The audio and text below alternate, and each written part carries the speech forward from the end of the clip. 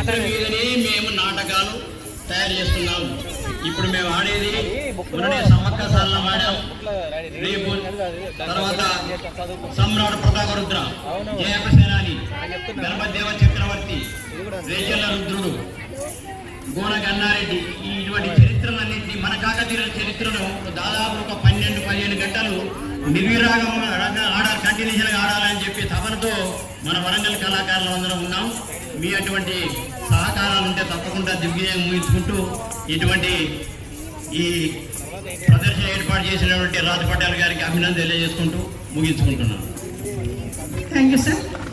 శ్రీ ఆడ ప్రవీణర్ గారు అధ్యక్షులు, వర్తక సంఘం పోచమ్మ మైదాల్ గారిని, శ్రీ బోధన్ వెంకటేశ్వర్లు గారు, రాజు పటేల్ గారిని వేదికపైకి రావాల్సిందిగా కోరుతున్నాను.